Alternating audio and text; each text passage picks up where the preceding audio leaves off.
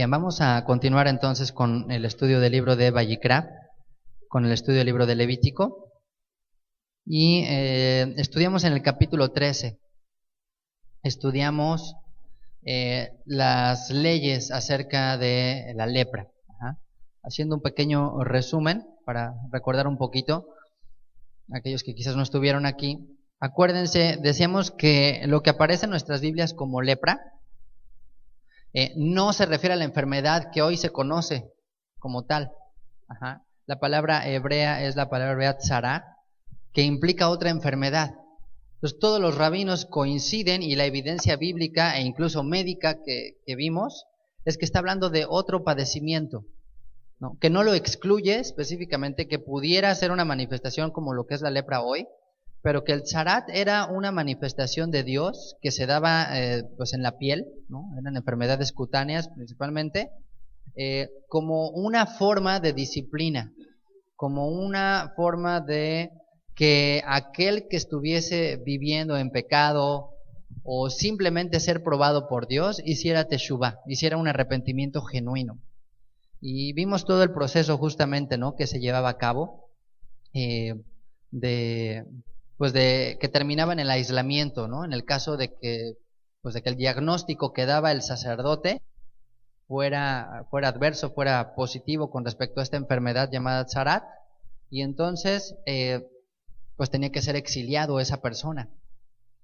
Y hicimos una reflexión justamente de esto, ¿no? De qué implicaba vivir de esa manera, ¿no? Decíamos que el tzarat venía por diferentes causas, se han dado diferentes explicaciones de por qué aparecía esta enfermedad tan extraña, y que así como de pronto podía surgir, podía desaparecer.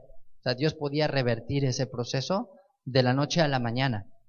Entonces básicamente era una hinchazón, una erupción, una mancha en la piel sobre la cual había ciertos signos de inmundicia. ¿Alguien recuerda cuáles eran los 3 signos para que un sacerdote declarara inmundo a alguien? Los 2 cabellos blancos, la carne viva, ¿no? Dice ahí, la carne viva, que era una especie de llaga, quizás estaba pues como infectando, ¿no? Esa era una de las manifestaciones. Y otra era la propagación, que quizás esa mancha o esa erupción o eso que te salió en la piel empezaba a propagarse, se le llamaba propagación propiamente, ¿no? Así en la piel. Entonces, si sabes que estás infectado, estás inmundo, esa era la palabra. Y era sumamente fuerte el pasar por este proceso, porque decíamos que la misma palabra tzarat en hebreo significa flagelar, azotar o atormentar. Entonces era un tormento físico, era un tormento emocional y era un tormento espiritual. Y decíamos, el propósito de esto era llevar a hacer un arrepentimiento genuino, de todo corazón. Era humillarse delante de Dios. Y ese proceso, como les decía, era desgastante para la persona, para la familia que lo padecía. Era un sufrimiento en todos los aspectos. Decíamos que la persona debía de vivir solo, ¿no? Y a veces suena fácil el decir que alguien está solo, pero no lo es, ¿no? Y cuánto más cuando esa soledad no es intencional, no es por gusto, sino que en contra de su voluntad esa persona era sacada, literalmente sacada del campamento, era sacado del pueblo, era aislado. Imagínense qué tipo de vida podrías vivir hoy si te sacaran ahí al monte. ¿Dónde crees que vivirías? Pues en cavernas, en, no sé, chozas, en cosas similares, en casas ahí abandonadas afuera de la ciudad. No se le permitía incluso a veces juntarse con otros leprosos, o sea, tenían ciertas restricciones. Aunque vemos evidencias que sí estaban juntos ya algunos de ellos, en muchos casos no, estaban totalmente solos. Debían de llevar la ropa rasgada, entonces eso era para que la gente los identificara cuando pasaba por los campos o en los caminos. Tenía que dejar crecer su cabello, eso hablaba pues de un abandono físico que también se daba en la persona enferma o en la persona que estaba sufriendo esto. Llevaba la boca tapada o la cara cubierta. y cuando alguien se acercaba, él mismo tenía que declararse inmundo. Hoy en día, por ejemplo, en la sociedad por ejemplo, en Estados Unidos, pues te pueden demandar por actos de discriminación, ¿no? Sobre ciertas personas, ¿no? Que tienen alguna enfermedad o color de piel incluso, y tú haces ciertos comentarios o cualquier cuestión así y puedes terminar con una demanda impresionante. Pero aquí era al revés, aquí la persona que tenía el padecimiento era la que ella misma se declaraba así. Esa persona tenía que estar gritando inmundo, inmundo, para que en cuanto alguien siquiera fuera pasando, ya mejor se diera la vuelta. Entonces, decíamos que este tipo de personas, cuando estaban en esta situación tan fuerte, tan trágica, tendrían entonces que vivir este exilio de esa manera, ¿no? Y hacíamos una reflexión, entonces, ¿para qué queremos la salud, no? ¿Para qué nos da Dios la salud? Porque efectivamente cuando sufrimos de algo que no tiene comparación con esto, es cuando decimos, ay, Dios mío, ¿cómo? O sea, qué bendición es poder caminar, qué bendición es poder comer, qué bendición es poder salir a la calle, qué bendición es poder asistir, qué bendición es poder cantar, qué bendición es poder cargar a tus hijos. Decíamos que el leproso pues no podía trabajar, vivía de la caridad, por lo tanto si tenía un negocio, pues ¿qué cree que iba a pasar? Pues posiblemente esto se iba a venir abajo, ¿no? Si era el hombre, si era el proveedor, pues ¿cómo iba a ser la situación de la esposa y de los hijos? Y no tenían un hijo o dos, ¿verdad? Por lo general tenían bastantes hijos. Entonces si el esposo estaba allá, pues ¿de qué iban a vivir? Él vivía de caridad y la familia posiblemente también se iba a ir pues a mendigar, ¿no? Iba a convertirse en una carga para otros. Y eso socialmente, eso también puede ser muy fuerte, ¿no? El sentirte que dependes de un tercero, que dependes de alguien más, también eso puede ser deprimente, ¿no? Todavía como que oscurece más el panorama de alguien. Es desesperante cuando te tienen que ayudar a hacer algo que antes solías hacer, híjole, como que te sientes inútil, realmente. Y un leproso no podía hacer muchas cosas, porque además físicamente empezaba a ver ciertas deformidades, empezaba a ver una transformación en su cuerpo, como les decía, verte al espejo y ya no ver a la misma persona es impactante. A mí en una ocasión me operaron de las muelas y le tocó verme y haz de cuenta que son monstruos. Quedas así deforme, ¿no? Dice, si viviera así, o sea, ¿qué sería salir a la calle así? Que toda la gente pues te observa y te juzga, ¿no? Es muy fuerte, pero imagínate saber que es por causa de un castigo que Dios te está dando. Entonces, físicamente también era difícil vivir así. El no poder hacer lo que hacías antes, te sentías débil, te sentías cansado. Y pues espiritualmente también venía otra consecuencia, que es que Dios te cerraba las puertas, ¿no? Aunque el templo, el Mishkan, siempre estaba abierto, es decir, mi casa será llamada casa de oración para todas las naciones, los leprosos no podían entrar ahí, no podían acercarse. Entonces, debe de ser muy feo sentirse excluido de una situación así, ¿no? Que te expulsen de una congregación, que te expulsen de una familia, que te impidan acercarte quizás pues a lo que es Dios, a lo que representa a Dios, al templo, a las oraciones, al Shabbat, a las fiestas. Ya no puedes ser parte de todo eso. La pregunta sería, pues entonces, ¿qué eres, no? Cuando estás en una situación así, o sea, ¿de qué te puedes sentir parte? Eso se consideraba que eso era como peor que la misma muerte. Porque aquel que se muere, bueno, pues está en presencia de Dios, o sea, se acabó.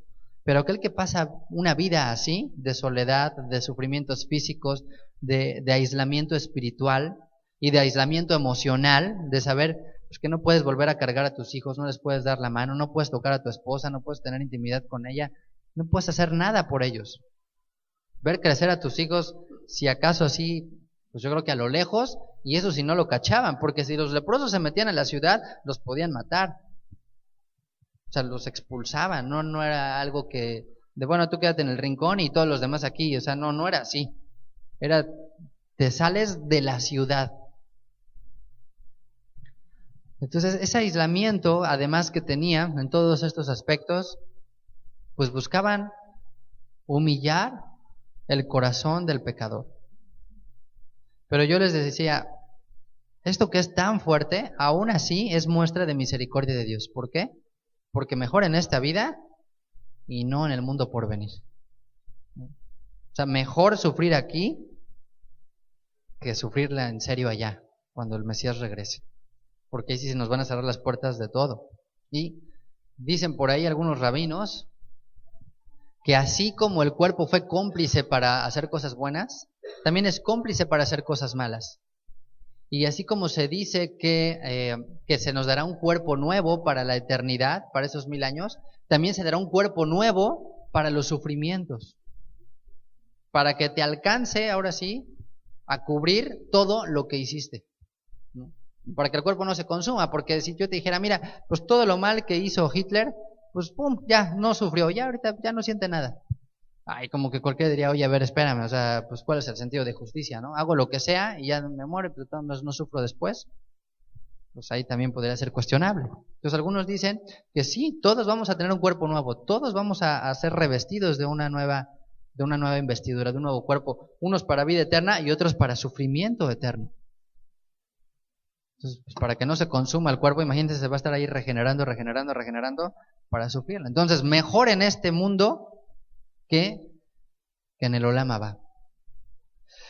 Pero, pues, hoy en día muchos dicen pues que esto no existe, ¿no? Que esta lepra, que esta tzarat, esto desapareció. Sin embargo, hay consecuencias todavía y hay evidencias de una lepra que no se ve físicamente, pero que sí se puede dar espiritualmente. Y pues bueno, vamos a ver ahora lo concerniente a la lepra con respecto a los objetos, pero antes vamos a hacer un resumen para que todo nos quede claro, a ver si se alcanza a ver, porque ya está un poquito del sol. Fíjense, cuando había aparición de hinchazón, erupción, llagas, mancha blanca o carne viva, se tenía que ir con el Cohen, con el sacerdote, y él examinaba. Entonces, cuando había así alguna manchita o algo, decían, a ver, pues vamos a llevarlo, ¿no? Y él verificaba, y lo primero que buscaba era si había 2 cabellos blancos. Entonces no era que 2 cabellos blancos, como les decía, de las canas, de que ya me salieron dos canas, pues ya estás inmundo, no, era sobre alguna erupción, sobre algo que se manifestaba en la piel. Entonces ya ahí sí lo examinaba, ¿ok? Entonces decía, bueno, si no hay 2 cabellos blancos, se le separaba 7 días. Y se hacía una nueva inspección al 7º día para ver si había cabello blanco, si había propagación de esto, o si se había abierto la piel en ese lugar, ¿no? Si había habido alguna herida o alguna manifestación así como de pus, de una llaga también se le dicen, en otras versiones dice llaga como con úlcera. Entonces, si no había esto, se le aislaba otros 7 días. Estaba todavía en reserva y se hacía una nueva inspección y si no se encontraba nuevamente esto, se hacía una purificación y se le declaraba limpio. Ya, ¿ok? Ahora, en el caso de esto y que encontrara inmediatamente los 2 cabellos blancos, ya, de inmediato era lepra, tzarat y era inmundo. Ya, así, en automático. Pero si la respuesta era no, al cabo de la inspección veía que sí, pues inmundo, o a los otros 7 días se veía alguna de estas evidencias, otra vez caía en estado de inmundicia. ¿Y qué implicaba la inmundicia? Aquí no se alcanza a ver, es el aislamiento, el vivir solo, ¿no? O lo que leímos en la situación en la que vivía una persona. Entonces, ese es básicamente así como que el esquema de cómo se inspeccionaba y qué es lo que podía proceder en cada caso. Y ahorita vamos a ver con respecto a los diferentes artículos, los que dice que también le salía esta enfermedad llamada tzarat, que aquí pues se podría entender como moho, ¿no? O un hongo, o una cuestión así de la humedad, que pues aquí se da mucho, ¿verdad? En estas tierras, la lepra en las cosas, la lepra en la ropa. Bueno, dice aquí verso 47. Levítico 13, verso 47, vamos a empezar a leer desde ahí. Dice, cuando en un vestido hubiere plaga de lepra, ya sea vestido de lana o de lino. ¿Ok? Y fíjense, les voy a resumir el proceso y ya lo vamos a poder leer un poquito más rápido. Fíjense, el proceso básicamente era, se presentaba la prenda ante el sacerdote, ¿no? Se llevaba y le decía, ¿sabes qué? Pues le salió esto, aquí a mi bolsa o a mi traje o a los zapatos, a algo, no sé, a las ollas, algo ahí. Se apartaba ese objeto durante 7 días y después de los 7 días, si se veía que se había propagado, por lo general se quemaba ese objeto, ¿no? Porque pues ya estaba infectado, ya no se podía limpiar. Después, al 7º día, se volvía a examinar y si no se propagaba, en caso de que no se propagaba, se lavaba y se volvía a examinar a los 7 días. Si después de esos 7 días de que ya se había lavado, se veía que permanecía, o sea que pues, como que se había quedado ahí, pero no se extendía, se quemaba esa parte, o si cambiaba de color, como que se decoloraba, lo que hacía es que se cortaba ese pedacito, se le ponía ahí un remiendo, se lavaba y ya era limpia la pieza. O sea, si no se extendía la mancha, después de esos 7 días se lavaba, se cortaba ese pedazo y pues se le ponía ahí, imagínate tu camisa y aquí un pedazo de, ya tenías ahí tu remiendo, ¿no? Pero bueno, pues ya tenías tu camisa, ¿no? Dice, si después de ser limpio, digamos que ya la habían cosido, ya la habían lavado, ya la habían limpiado y otra vez seguía eso, entonces si volvía a aparecer la lepra, pues ya, de plano se quemaba donde hubiese aparecido y el resto se lavaba, o sea, ya no se pegaba nada, sino, ¿sabes qué? Quítale esa parte y esa ya, se lavaba y ya. Y bueno, se cree, se consideraba que la lepra o esta enfermedad llamada tzarat, esta manifestación, porque no es como la lepra, aparecía primero en los objetos o en las casas de la persona pues, que estaba en pecado, ¿no? Les decía varias opciones de por qué, ¿no? De la gente que era muy coda, ¿no? Que era muy avaro, que decía que era muy tacaño y que le decían, oye, préstame esto, no, pues no tengo, ¿no? Oye, préstame un trapo para limpiar, no, tampoco tengo trapo para limpiar, ¿no? No tengo nada.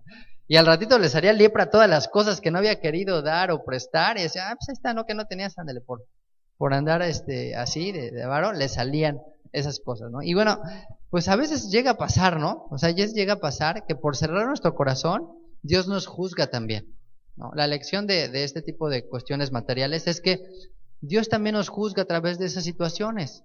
O sea, a veces, no siempre, pero a veces el que nos vaya mal y el de ya se me descompuso esto, ya se me rompió el otro, ya me robaron esto, ya me robaron otra vez acá, ya me tal y tal y tal y tal, quizás es que Dios nos está hablando en algo. O sea, tal vez debemos de considerar eso como primera opción. No siempre es así, pero sí deberíamos de considerarlo, decir, oye, y generalmente las personas del mundo te dicen, pues ya vete a hacer una limpia, ¿no? Ya vete a hacer una limpia ya, porque está muy mal, ¿no? Pero, pues bueno, siempre hay un mundo espiritual, o sea, siempre hay algo en la que Dios nos quiere hablar. Y lo último que deberíamos de excluir es esa opción. Quizás el día que se nos rompa algo, decir, pues a lo mejor Dios, he cerrado mi corazón hacia alguien en alguna cosa, ¿no? Entonces, pues no quiere decir que siempre sea así, pero yo les invito a que lo reflexionemos y que lo consideremos en esto, ¿ok? Y bueno, dice aquí en el verso 48, dice, o en urdidumbre, o en trama de lino, o de lana, o en cuero, o en cualquier obra de cuero, y la plaga fuere verdosa o rojiza en vestido o en cuero, en urdidumbre, o en trama, o en cualquier obra de cuero, plaga es de lepra, y se ha de mostrar al sacerdote. El sacerdote mirará la plaga y encerrará la cosa plagada por 7 días. Y al 7º día mirará la plaga, y si se hubiera extendido la plaga en el vestido, o en la urdidumbre, o en la trama, en el cuero, o en cualquier obra que se hace de cuero, lepra maligna es la plaga, inmunda será quemado el vestido, la urdidumbre o trama de lana o lino, o cualquier obra de cuero en que hubiere tal plaga, porque lepra maligna es, al fuego será quemada. Y si el sacerdote mirare y no apareciere que la plaga se haya extendido en el vestido, en la urdimbre, o en la trama, o en cualquiera obra de cuero, entonces el sacerdote mandará que laven donde está la plaga, y lo encerrará otra vez por 7 días. Y el sacerdote mirará después que la plaga fuere lavada, Y si permaneciere que la plaga no ha cambiado de aspecto, aunque no se haya extendido, la plaga inmunda es, la quemarás al fuego. Es corrosión penetrante, esté lo raído en el derecho o en el revés de aquella cosa. Mas si el sacerdote la viere y pareciere que la plaga se ha oscurecido después que fue lavada, la cortará del vestido, del cuero, de la urdimbre o de la trama. Y si pareciere de nuevo en el vestido de la urdimbre o trama o en cualquier cosa de cuero, extendiéndose en ellos, quemarás al fuego aquello en que estuviere la plaga. Pero el vestido, la urdimbre o la trama o cualquier cosa de cuero que lavares y que se le quitare la plaga, se lavará segunda vez y entonces será limpia. Esta es la ley para la plaga de la lepra del vestido, de lana o de lino, o de urdimbre, o de trama, o de cualquier cosa de cuero para que sea declarada limpia o inmunda. Y bueno, pues así es, como les decía, era una manifestación, se consideraba que algo que Dios hacía, o sea, no se atribuía propiamente a consecuencias naturales, ¿no? O sea, hoy podríamos darle muchas explicaciones de por qué suceden eso en los objetos, ¿no? Pues la humedad y pues lo más natural, ¿no? La humedad, la falta de ventilación, la falta del sol, pues puede provocar eso. Pero pues no, aparentemente lo que nos muestra la Biblia era que eran cosas extraordinarias que sucedían, que podían darse rápidamente o que podían llevarse años y que Dios lo hacía como una manera de tratar con el pueblo.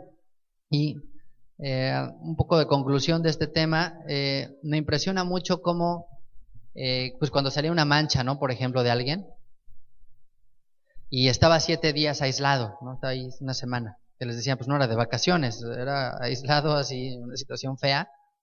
Y yo creo que estaba ya al pendiente viéndose la piel, así, diciendo, híjole, que no me salgan 2 cabellos blancos, ¿no?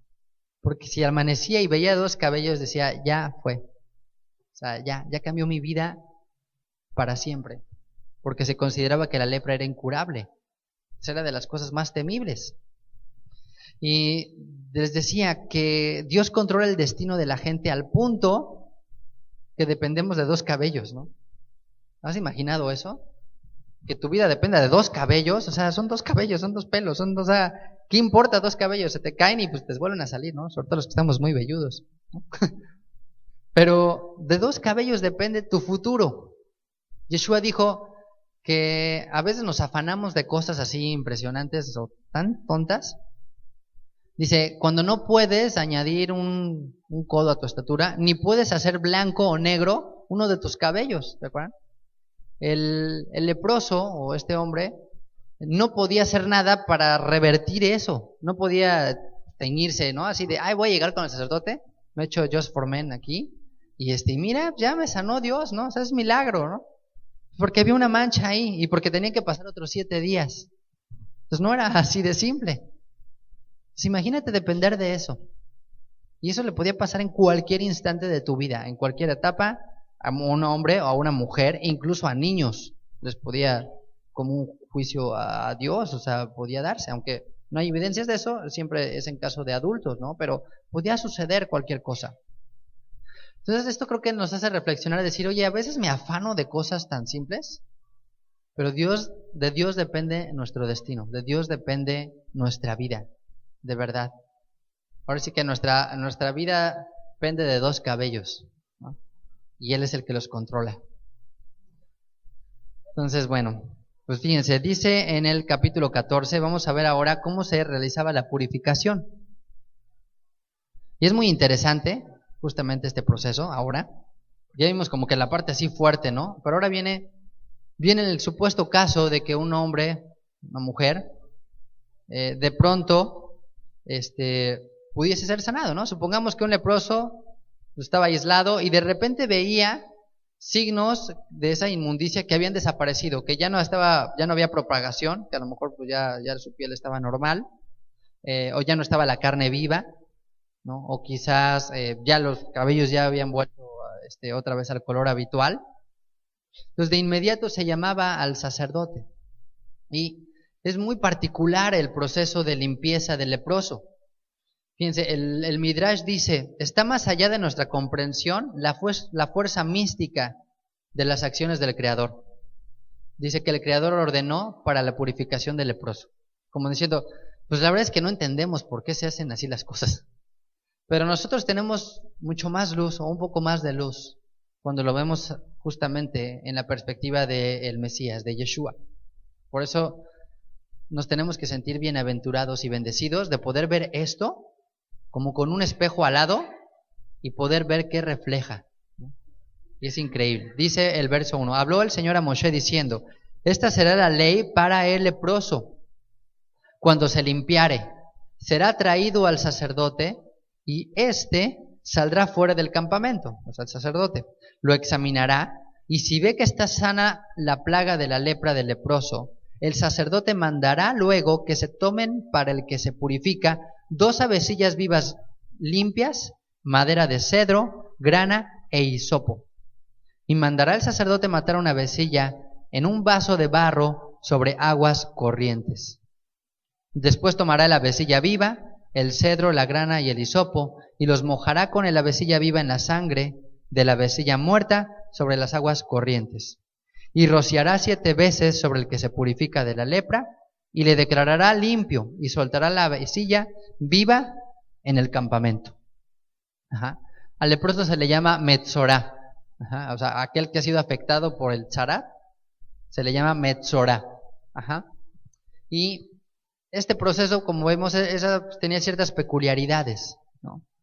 No sé si alguien identifique a qué es similar este proceso de purificación, o ahorita que lo desarrollemos un poco más, vamos a ver que tiene semejanza con algo que también ya estudiamos. Y vamos a ver que tanto los elementos como lo que hacía el sacerdote es una sombra del ministerio, de la obra de Yeshua. Y no hay evidencias de que el sacerdote, el Cohen, intentase sanar al leproso. Eso es algo que me llama la atención.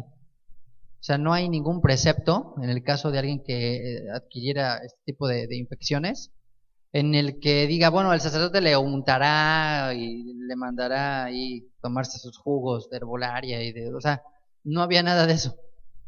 No hay ninguna evidencia de que el Cohen en un momento dijera, ¿sabes qué? Mira, ponte esto. O sea, no había nada. Yo creo, esa es opinión personal, pues que había simplemente oración por él. O sea, era quizás lo más poderoso que podía hacer el sacerdote por una persona así, era orar. Y la oración es poderosa. ¿Y qué haría justamente el que estaba enfermo si no podía hacer nada más por su causa? Orar también. Justamente orar por él. Y yo creo que en parte para eso son muchas enfermedades, para unirnos en oración, para buscar el vínculo que es la oración, para la restauración de una situación así. ¿Y por qué no hacía nada el Cohen por el leproso? Porque se consideraba que era el resultado de un pecado sin arrepentimiento. En su momento Dios le dijo a Jeremías, no ores más por este pueblo, porque es un pueblo enfermo. Porque ya están viciados, porque ya está decretado que vendrá sobre ellos un juicio, un azote, que era Babilonia. Dijo, ya no ores más por ellos, porque no te voy a escuchar, y el día que ellos clamen a mí no los voy a oír. Y es una medida disciplinaria de Dios. Sin embargo, Dios es bondadoso. Dios es generoso en su misericordia y en su amor y en su perdón. Y no hay pecado que Él no pueda perdonar. ¿No? Hay muchas veces se dice que las puertas de la oración están cerradas, pero las puertas del arrepentimiento siempre están abiertas. Y esa es la puerta por la cual tenemos que buscar entrar. Y en este caso, Dios también podía revertir eso de una manera milagrosa. Dios estaba al tanto del corazón de esa persona y podía hacer que en un instante desaparecieran esos signos de inmundicia. Y entonces vamos a ver estos elementos que se daban, que eran 2 avecillas limpias, que no eran, generalmente vimos que en los sacrificios, ¿qué aves eran? ¿Se acuerdan? Tórtolos o palomas. Pero aquí es muy probable que no puedan ser ninguno de esos animales, porque una de las aves que quedaba viva se liberaba, ¿no? Se soltaba y se iba. Y tanto las tórtolas como las palomas tienden a regresar al lugar donde se les alimenta. Pues veíamos que estos animalitos, los que se usaban para sacrificios, eran animales que generalmente pues eran criados, ¿no? Eran alimentados. Pues pues como que había una dependencia del hombre. Entonces se considera que eran gorriones los que se usaban y ya, simplemente tenían que cumplir el requisito pues de que fueran idénticos o iguales, de que fuesen aves sin defecto, que fuesen limpias. Se utilizaba la madera de cedro, que era una vara que se ponía, el hisopo, que es una especie de arbusto que crece sobre la tierra y que es como algodón, ¿no? Y que el conjunto de estas ramitas pues hacen como una esponja. Tenemos la grana, que era un cordón o un pedacito de tela. La grana es de color rojo, de hecho algunos le ponen escarlata en algunas versiones. La vasija de barro, que era donde se ponía el agua, que estas aguas tenían la peculiaridad que tenían que ser aguas corrientes, es decir, que tuvieran flujo, que fueran aguas limpias. No podían ser agua de pozo, agua de cisterna, agua que tuvieran en su casa. Tenía que ser necesario agua de un río, de un manantial. Se le conoce en hebreo como aguas vivas. Y cada uno de estos elementos apunta justamente al Mesías. Vamos a ver que la madera implica esa humanidad, implica ese rasgo del Mesías como hombre, que por una parte es frágil. El hisopo es ese efecto purificador, ese efecto de limpieza que viene a traer él con la obra. La grana, pues que representa la sangre también, la salvación. Recuerdan que Rahab fue salvada justamente por este cordón de grana. Y las dos aves vamos a ver que representan justamente tanto el sacrificio como la resurrección de Yeshua. Y la grana se obtenía este tinte de un gusanito que crecía en los árboles y al morir explotaba, dejaba como manchado ahí y se extraía pues esta especie de tinte. Yo me imagino pues que eran cantidades súper poquitas.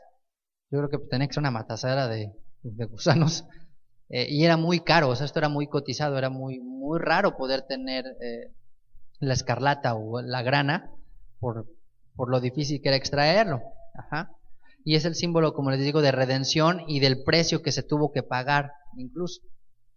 Y bueno, dice aquí que entonces se tomaba en el verso 6 la vecilla viva, el cedro, la grana y el hisopo. Entonces dice que se tomaban los tres así con una sola mano. Se tomaba el pajarito, la avecita, se tomaba la varita de cedro, la ramita del hisopo y se amarraban con el cordón. Entonces el sacerdote tenía que tener la habilidad de tomar estos tres elementos con una sola mano, junto con el ave, y entonces degollaba a la otra ave, y lo que hacía es que tenía que exprimir toda la sangre de esa ave sobre el agua que estaba en el recipiente, hasta que esa agua cambiaba de color y se teñía realmente totalmente roja. Y entonces, ya que tenía esta agua llena pues de sangre o roja así, tomaba ahora sí el ave, el hisopo, la grana, bueno, el hisopo, el cedro, amarrados con el hilo de grana, y los metía, o sea, los sumergía ahí, los remojaba a esta ave y a los elementos en esta agua, y finalmente eso lo usaba para salpicar al leproso, a la persona que había estado enferma, y dejaba ir al ave viva, ¿no? La dejaba libre, que no regresara. Entonces, esta muerte de esta ave no era considerada un sacrificio ritual, porque hemos visto que esos eran los que se llevaban a cabo en el tabernáculo. Aquí solamente servía como para extraer la sangre y después se enterraba ese pajarito que se había usado, se enterraba, no se permitía otro uso. El hecho de rociarlo 7 veces representaba como una limpieza perfecta, como una limpieza completa, ¿no? Recuerden que el 7 representa algo que es perfecto, entonces rociaba 7 veces, que hemos visto que también el sacerdote rociaba 7 veces cuando purificaba los elementos del tabernáculo. Y aquí lo interesante, hay varios puntos, es que primero el Cohen, el sacerdote, tenía que salir a buscar al leproso. Él tenía que tomar la iniciativa cuando le avisaban de que había estos elementos, de ir y buscarlo, ¿no? Y lo hacía fuera del campamento. Después vemos que el ave también, todo esto se hacía fuera del campamento, y la que se soltaba también. Y el elemento que se consideraba de limpia para el leproso era el agua viva. Que en hebreo, aquí dice, en nuestras Biblias dice agua, ¿qué? agua corriente, pero en hebreo es Mayim Hayim, que significa agua viva. Eso es lo que significa literalmente agua viva. Y yo creo que aquí recordamos el pasaje que Yeshua le dice a la mujer, ¿se acuerdan? A la mujer samaritana, dice, si supieras quién es el que te pide de beber, tú le pedirías a él y él te daría agua viva. Entonces, ¿qué representa? Que Yeshua es esta agua justamente que nos limpia. Porque imagínense, en tiempo de sequía, pues no había esta agua. O sea, no podían tomar agua de ningún otro lugar. Entonces, si los ríos estaban secos, ¿qué haría el leproso? Pues esperarse. O sea, tenía que esperar hasta que hubiese agua de manantial, agua de un río. Pues bueno, aquí decimos, bueno, pues hasta el mar o cosas así, ¿no? Pero imagínate en el centro de la ciudad o en un lugar así desértico, y es que tiene que ser agua corriente, o sea, tienes que esperar hasta que el río se llene. Entonces, cuando Yeshua le dice a la mujer samaritana, yo soy el agua viva, es que yo soy el agua que no se seca. Yo soy la fuente del agua viva, del agua que trae limpieza, que trae sanidad, que trae restauración. Yo soy el único que te puede dar. Y se hacía esta mezcla de agua con sangre. Y recordemos que cuando muere Yeshua, ¿se acuerdan en Juan capítulo 19? Dice, uno de los soldados le abrió el costado con una lanza y al instante salió sangre y agua. Y el que vio da testimonio y su testimonio es verdadero y él sabe que dice la verdad para que vosotros creáis. Entonces se encuentran estos dos elementos, el agua y la sangre. En Juan capítulo 19, que es el momento pues, de la crucifixión, se da ese proceso de limpieza por medio de la sangre y por medio del agua. Y es justo lo que surge de la muerte de Yeshua, porque esto se da hasta que él murió. ¿Se acuerdan? No se da antes, no hay ningún proceso después, posterior en la resurrección, sino en el momento que él muere, sale agua y sale sangre. Y eso es lo que nos limpia hoy. Hoy somos limpios por el agua y por la sangre que salieron del Mesías. Y por una parte, también los dos animalitos, los dos aves, representan la muerte y la resurrección. El sacrificio del animal representa la muerte y el dejarlo vivo al otro representa la resurrección que tuvo el Mesías. Pero por otro lado, hay unos sacrificios que se hacían similares. ¿Quién recuerda qué sacrificio también se hacía? En el que se sacrificaban dos animales idénticos. ¿Cuál? No necesariamente eran iguales. Cuando se hacía un pacto así, no eran necesariamente idénticos. ¿Alguien se acuerda? No, en Yom Kippur, el día de la expiación. En Yom Kippur se hacían dos chivos que tenían que ser igualitos. Ajá. Y se sacrificaba uno y al otro, ¿qué se le hacía? Se le soltaba. Entonces, por una parte, uno representa el que muere, digamos que por el pecado, por la culpa, es sacrificado a Dios, y el otro carga con los pecados y es liberado, y la idea es que no se le volvió a ver jamás, ¿se acuerdan? Ya nadie lo quería ver, lo echaban al desierto, incluso algunos dicen que lo echaban en un despeñadero, ya como para asegurarse de que no iba a regresar, o sea, vete y no vuelvas. Y aquí la idea es que el ave llevaba sobre sí, la ave viva, llevaba justamente los pecados de este hombre o de esta mujer, la soltaban y decían que no regrese jamás. Dicen los rabinos que si regresaba esa ave, es que ese hombre no se había arrepentido, que todavía traía cargando pecados, que no se había limpiado, o sea que había algo ahí en su cuerpo que no se veía, que todavía seguía siendo leproso. Entonces ya cuando veía el ave volar, el leproso decía, wow, se acabó esto, ¿no? Ya estoy en el proceso que Dios me está restaurando, que Dios me está limpiando. Y dice después, y hay otro caso similar, estos mismos elementos, la grana, el hisopo, la madera, rock and roll, también eran elementos que se usaban en la vaca alazana, que ya lo estudiaremos después, en la vaca roja. La vaca roja era un sacrificio que se hacía particular cuando había que hacer purificación por un cadáver. Y bueno, pues en ambos casos vemos a Yeshua reflejado, tanto aquí con las aves, como en Yom Kippur con los chivos. Yeshua carga con el pecado y muere por el pecado.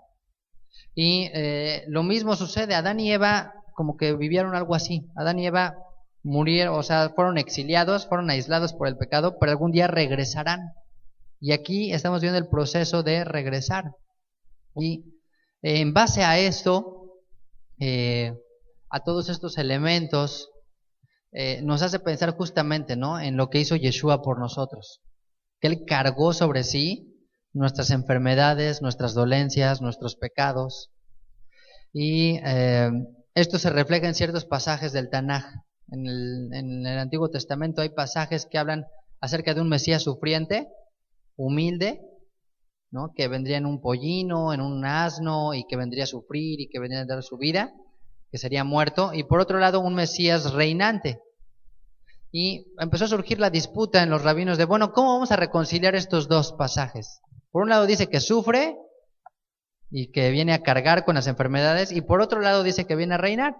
Y de aquí surge la idea entonces en el judaísmo de un Mesías sufriente y un Mesías victorioso. Y a uno se le llamó el Mashiach ben Yosef, hijo de José, y a otro se le llamó Mashiach ben David, o el hijo de David Amelech. Ajá. Y este Mashiach ben Yosef se llamó así por los sufrimientos que tuvo José, pues, que padeció con su hermano, que padeció en Egipto por las injusticias que vivió, ¿no? Los cambios que él sufrió, ¿no?, estando en Egipto. Y también se le conoció como el Mesías leproso. Ajá, ese es un término que se le atribuye a este tipo de Mesías, como el siervo sufriente, aquel que vino a dar su vida por las ovejas de Israel. ¿Y de qué depende ver a Yeshua en todos estos elementos? Porque a lo mejor aquí cualquiera puede decir, oye, yo no veo esto, o sea, como que hicimos aquí muy forzado, ¿no? Bien, se les voy a leer algo que viene en el Talmud, se los voy a leer la cita. Dice aquí, dice, de acuerdo a la leyenda, Rabí Yoshua ben Leví se encontró al profeta Elías y le preguntó, ¿cuándo vendrá el Mesías? Elías le dijo, vamos donde el Mesías y hagámosle la pregunta personalmente. Imagínate que a ti se te aparece el profeta Elías, le dices, oye Elías, o sea, ¿cuándo va a venir Mashiach ya? ¿No te gustaría saber? Y que diría, pues vamos a preguntarle, vente, pues ¿para qué te digo yo? Pues vamos a preguntarle personalmente a él, ve y pregúntale tú. Y dices, wow, o sea, ahorita me va a llevar a Jerusalén, me va a llevar al monte de los olivos, o al monte de Sión, o no sé, al monte del Calvario, no sé, alguna cosa extraordinaria así, ¿no? Y fíjense, dice aquí el Talmud, ¿a dónde lo llevó Elías? Le dijo Elías, vamos a donde el Mesías, hagámosle la pregunta personalmente.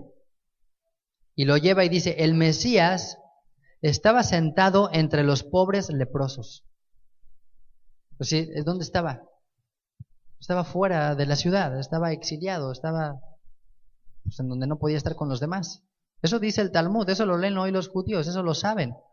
Dice, ¿cuándo vas a venir, maestro? El Mesías les respondió, hoy. Dice, quien hizo la pregunta después, dijo a Elías, él me habló falsamente, diciéndome que lo haría hoy y no lo ha hecho. Elías respondió, esto es lo que él te dijo, hoy si puedes escuchar su voz. Así que ¿de qué depende que hoy un judío vea a Yeshua ben Yosef o el Mesías leproso? Si puede escuchar su voz, si es capaz de ver a través de estos elementos que están los sufrimientos de su rey, que están los sufrimientos de él. Ajá. Y pues no en vano, por eso dice en Isaías capítulo 53, lo vamos a leer después, dice que él cargó con nuestras enfermedades, que él sufrió con nuestros padecimientos. Dice así, les voy a leer Isaías 53, verso 2. Dice, subirá cual renuevo delante de él, y como raíz de tierra seca, no hay parecer en él ni hermosura. ¿Se acuerdan lo que sucedía con una persona que padecía lepra? No había más hermosura en él o en ella. Ya no había parecer en él, o sea, había perdido la apariencia. Y pues es muy probable que cuando Yeshua está siendo crucificado, pues ya había perdido toda apariencia humana, ¿no? Dice que la gente volteaba el rostro de lo impresionante que era verlo ahí, totalmente ensangrentado, su cuerpo deformado, la carne viva, así, de los latigazos, de las heridas, de los golpes. Dice, le veremos más inatractivo para que le deseemos, despreciado y desechado entre los hombres. Era justamente lo que padecía un leproso. Era una persona despreciada y desechada entre la gente. Varón de dolores. Era alguien que sufría constantemente, aquel que era leproso. Tenía dolores impresionantes, no nada más en el sentido físico, sino un dolor más profundo, que es un dolor del corazón. Dice, experimentado en quebranto y como que escondimos de él el rostro, ¿no? Entonces la gente veía un leproso y se volteaba. Fue menospreciado y no lo estimamos. Ciertamente llevó él nuestras enfermedades y sufrió nuestros dolores. Y nosotros le tuvimos por azotado, por herido de Dios y abatido. Entonces, Dios hizo esa herida en él, Dios lo hirió, Dios le causó esa herida, esa enfermedad. Dice, llevó él nuestras enfermedades, él cargó lo que nosotros debíamos de haber cargado. Mas el herido fue por nuestras rebeliones, molido por nuestros pecados, el castigo de nuestra paz fue sobre él. Y fíjate, dice ahí, y por su llaga fuimos nosotros curados. Las llagas eran una de las evidencias de la lepra. Por eso le conocía el Mesías leproso, porque estaba lleno de llagas, ¿no? Y es interesante porque dice aquí, como leímos, que de acuerdo a las leyes de la lepra, también un leproso se podía volver limpio cuando la llaga o la carne viva se volviese blanca. Era algo así medio extraño. Una de ellas es que se propagara tan rápido que todo se hiciera blanco, ¿no? Y la otra es que la piel, o sea, que la llaga esta se empezara a hacer blanca, como que era una evidencia quizás que estaba como que cicatrizando o que ya estaba en una fase de madurez, bacteria o eso. Entonces está extraño eso, pero eso era una evidencia de que alguien ya podía ser limpio. Entonces dice aquí que por su llaga fuimos nosotros curados. Entonces una llaga que se hacía blanca era evidencia de alguien que era limpio. Y justamente es lo que sucede con el Mesías, que Él es herido para que nosotros seamos emblanquecidos, para que nosotros tomemos de esa pureza, de esa herida. Y dice aquí al final, bueno, por su llaga fuimos nosotros curados, justamente porque la lepra no tenía cura. Dice, todos nosotros nos descarriamos como ovejas, cada cual se apartó por su camino, mas el Eterno cargó en él el pecado de todos nosotros. O sea, Dios puso en él, así como se ponía en el ave, que se dejaba vivir, y como en esa ave que justamente tenía que pagarla y que sufrirla, pues también el Mesías cargó por nosotros. Nada más que la diferencia es que Él también dio su vida, ¿no? Y Dios le resucitó como una evidencia de la limpieza, de la purificación que Él había efectuado. Y volvamos aquí al Levítico. A mí me impresiona este tipo de cuestiones y ver cómo Yeshua está en todos los elementos. Dice todavía aquí en el verso 8, dice, el que se purifica lavará sus vestidos, raerá todo su pelo y se lavará con agua y será limpio. Después entrará en el campamento y morará fuera de su tienda 7 días. Entonces, era como que un proceso gradual. Había como que 3 etapas de purificación, ¿no? Esta era la primera, la que se hacía fuera del campamento, la de las 2 aves. La segunda era esta segunda, verso 8. Raerá todo su pelo, o sea que pues yo creo que se rasuraba, así se depilaba, se quitaba todo el cabello. También como una evidencia de que ya no había más manchas y de que ya la piel estaba otra vez bien. Se lavará con agua, entrará al campamento, pero no iba a llegar otra vez directo a casa, o sea, tenía que habitar ahí fuera. Y el verso 9 dice, el 7º día raerá todo el pelo de su cabeza, se rapaba, su barba y las cejas de sus ojos, y todo su pelo. Imagínense ya todo así, hasta de las cejas se rasuraba todo. Dice, y lavará sus vestidos y lavará su cuerpo en agua y será limpio. Ajá. Entonces el rasurado integral tenía como la finalidad de que esta persona tomara conciencia de la renovación completa que llega ya gracias a la purificación. O sea, como que representa un poco como ese nuevo nacimiento, ¿no? Como un bebé que no tiene mucho cabello, ¿no? Que nace así sin pelo. Entonces como que Dios está volviendo a regenerarlo, a ser otra vez una nueva persona. Sí.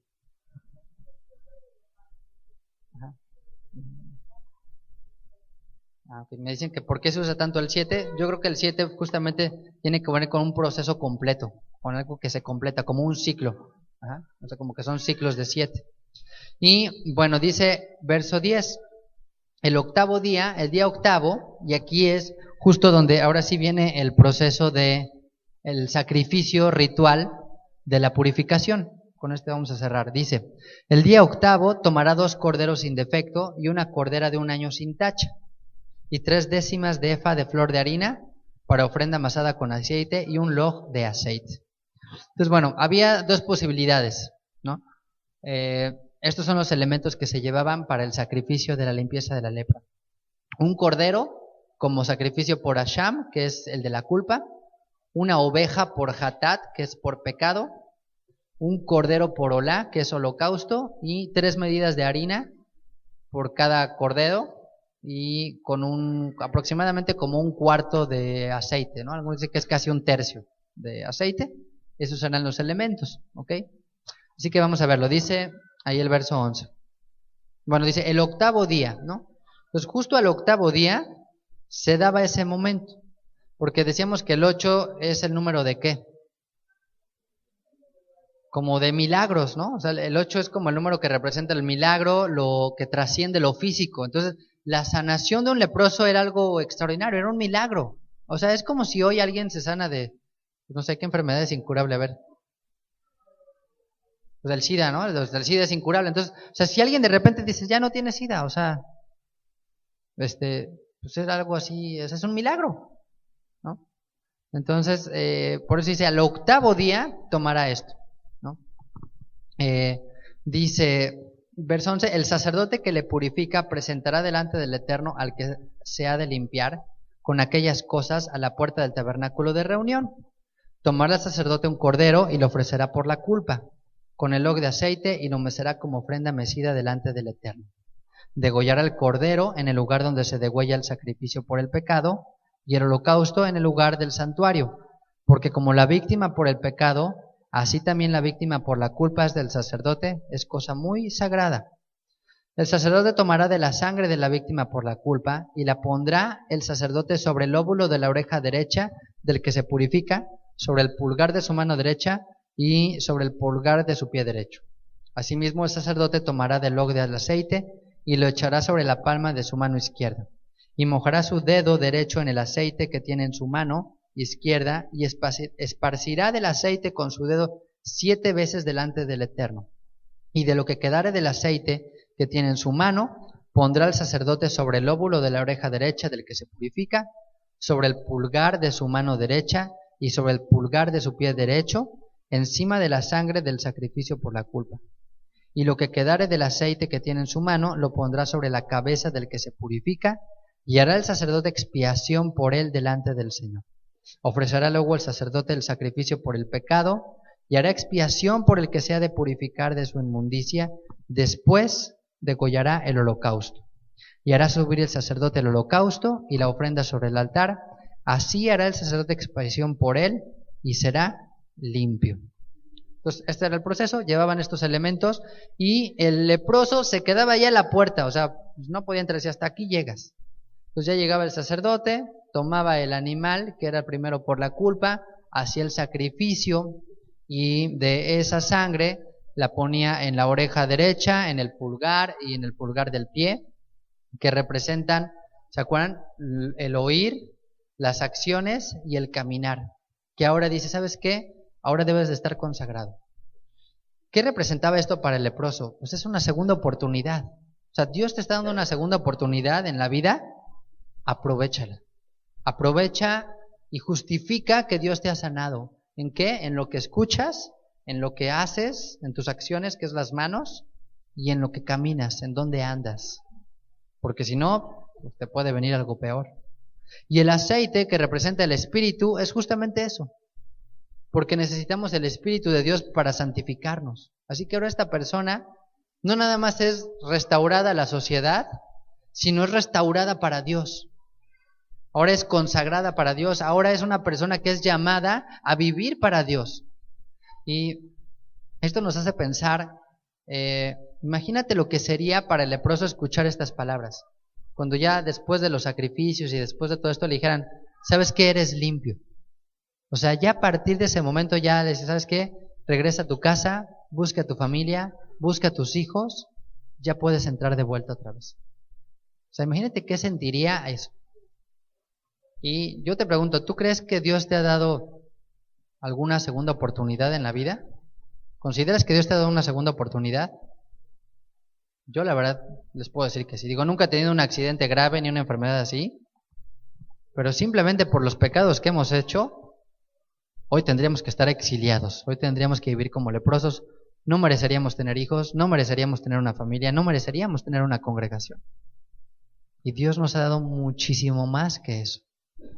Hoy entendemos lo que significaba para ese leproso que fue sanado por Yeshua, ¿se acuerdan?